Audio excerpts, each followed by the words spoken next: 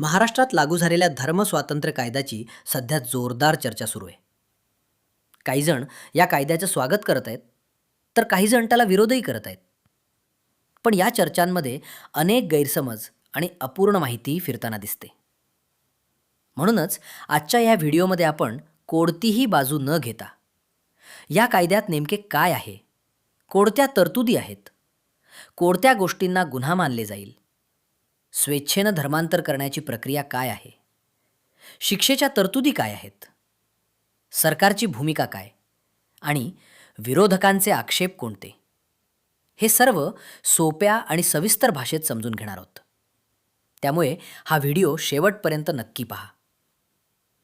Video सुरू करण्यापूर्वी चॅनलला लाईक करा, सबस्क्राईब करा आणि व्हिडिओ आवडल्यास तुमच्या मित्रांना पाठवायला विसरू नका. नमस्कार, आपण पाहत आहात महावृत्त. चला तर मग.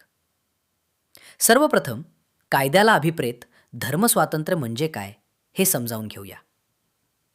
भारतीय राज्यघटनेच्या कलम 25 नुसार प्रत्येक नागरिकाला आपल्या विवेकानुसार कोणताही धर्म स्वीकारण्याचा, त्याचे पालन करण्याचा आणि त्याचा प्रचार करण्याचा अधिकार आहे.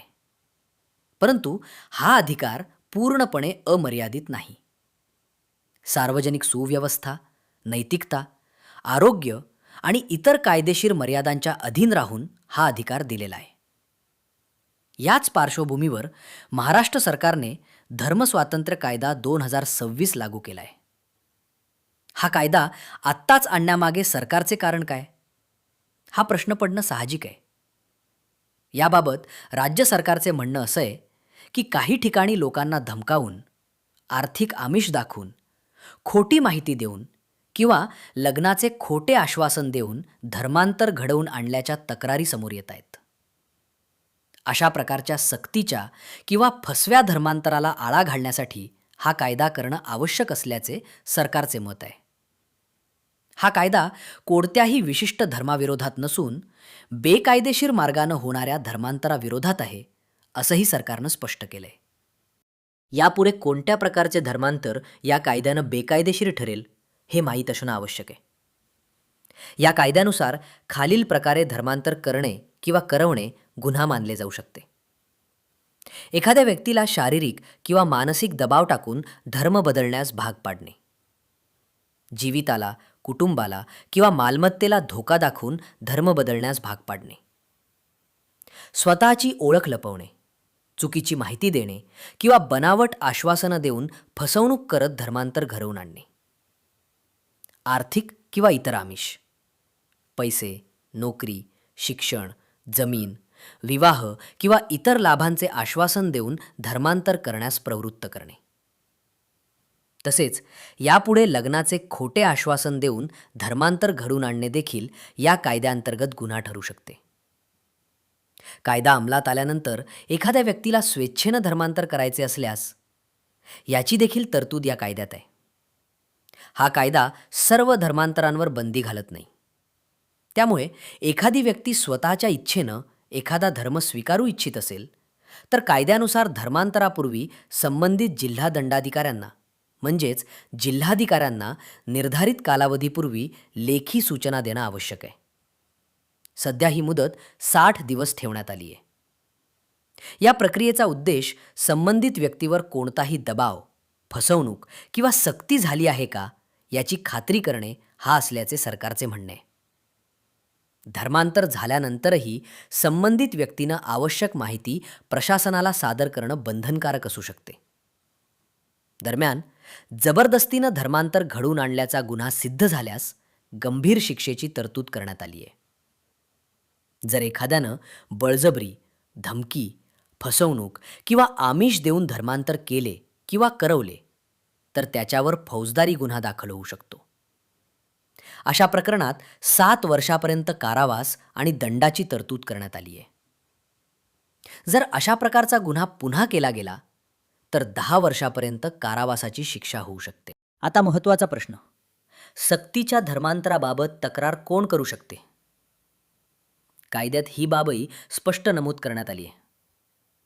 यात एकतर धर्मांतर झालेली व्यक्ती स्वतः तक्रार करू शकते, त्या व्यक्तीचे पालक, भाऊ, बहीण किंवा इतर जवळचे नातेवाईकही तक्रार दाखल करू शकतात.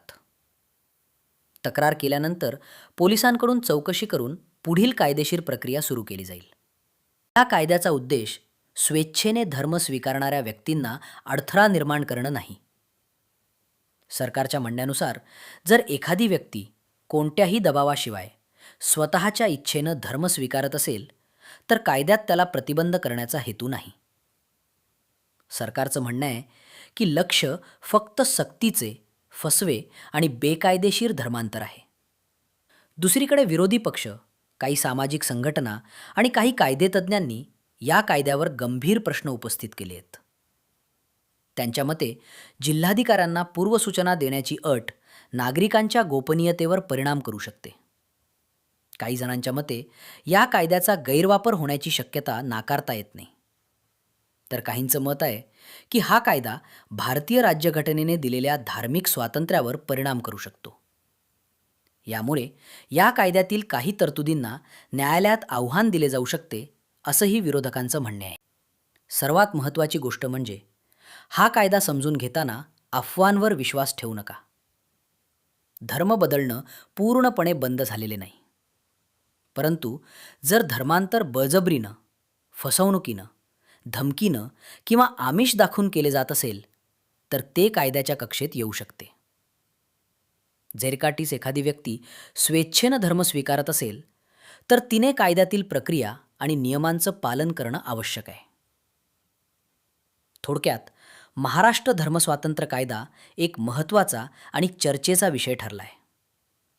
एका बाजूला सरकार हा कायदा सक्तीच्या आणि फसव्या धर्मांतराला आळा घालण्यासाठी आवश्यक असल्याचं सांगते, तर दुसऱ्या बाजूला विरोधक आणि काही कायदेतज्ञ या कायद्यातील काही तरतुदींवर प्रश्न उपस्थित करत आहेत.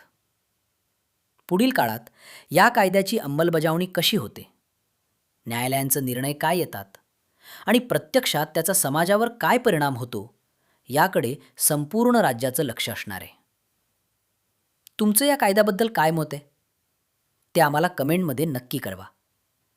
व्हिडिओ आवडला असेल तर लाईक करा, शेअर करा आणि महाराष्ट्रासह देश-विदेशातील हवामान, ताज्या घडामोडी आणि विश्वासार्ह बातम्यांसाठी महावृत्त यूट्यूब चॅनलला सबस्क्राईब करून बेल आयकॉन दाबायला विसरू नका. धन्यवाद.